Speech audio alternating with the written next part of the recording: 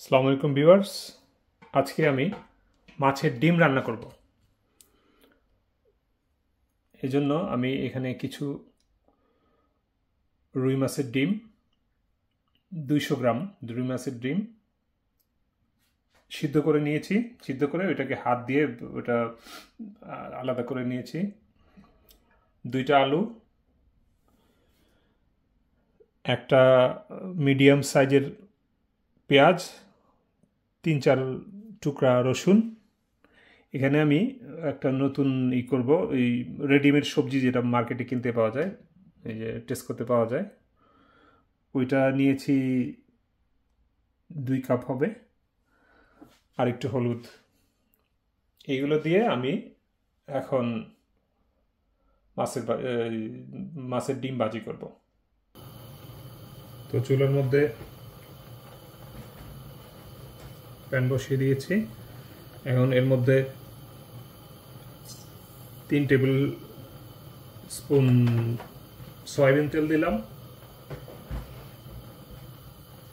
তেলটা যখন একটু গরম হয়ে আসবে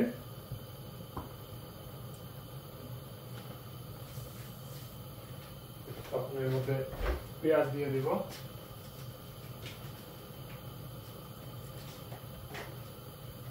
কিছু কাঁচামরিচও নিলাম, কাঁচামরিচগুলো রেডি করি।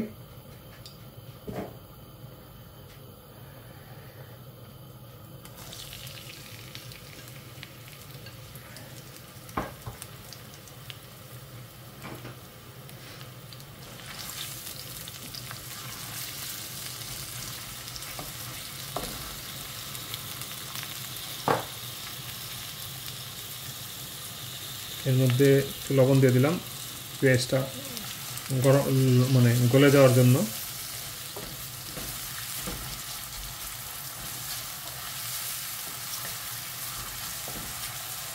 ঢাকনা দিয়ে দিলে পেঁয়াজটা গলে যাবে। 5 টুকরা মরিচ, কাঁচামরিচ দিয়ে দিলাম।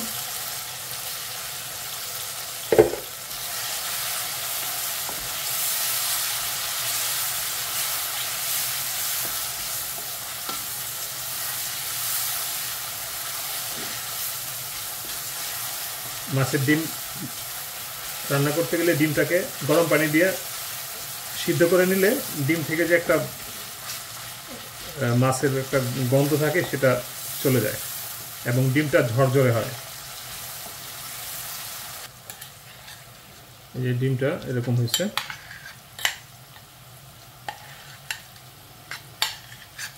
সিদ্ধ না করলে ডিমটা এরকম হইতো না।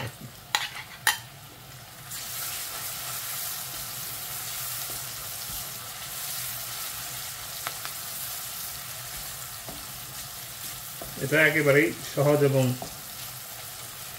চটপট রান্না। ওকে, ডিমটা আমি দিয়ে দেবো এখন।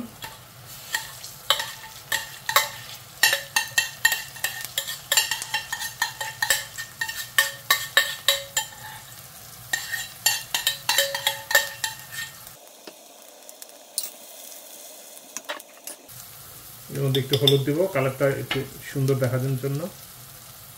1/2 টিস্পুনের কম।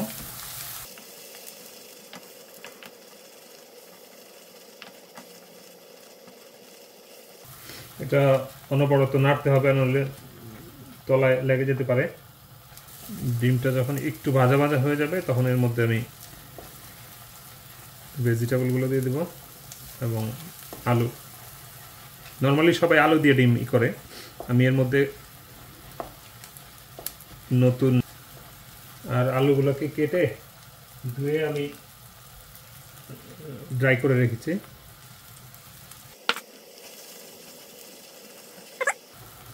এখন আমি সবজিগুলো দিয়ে দিই।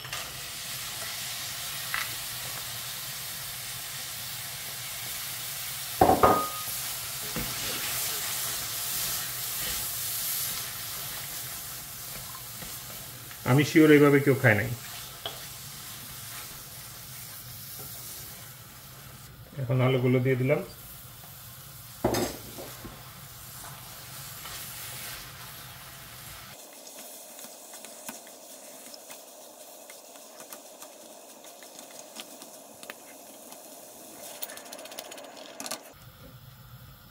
কিছুক্ষণ ঢেকে দিই।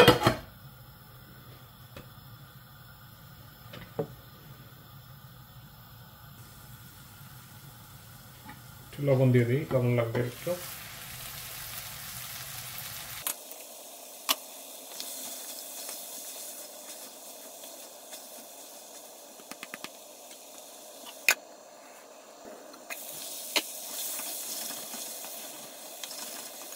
চুলাটা একটু কমায় দিই।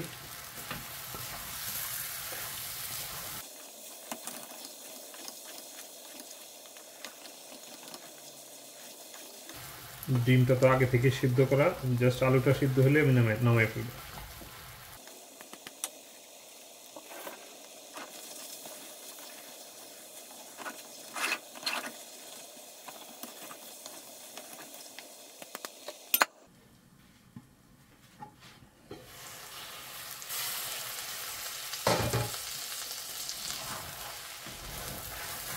প্রায় হয়ে গেছে।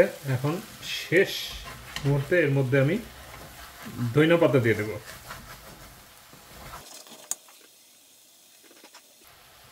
ধনিয়া পাতা দিলে ফ্লেভারটা আরও টেস্টি হবে।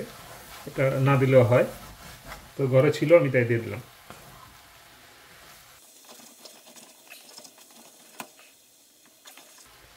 এখন আর ঢাকবো না, এটা জর্জরা করার জন্য এটাকে খোলাই রাখবো।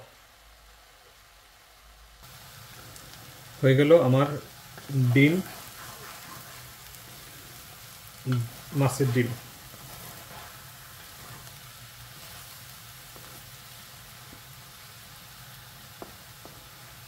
আলু সিদ্ধ হয়ে গেছে।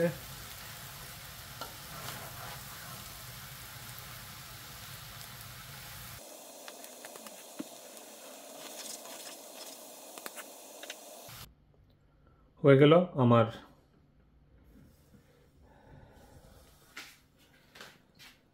মাছের ডিম রান্না। Thanks for watching.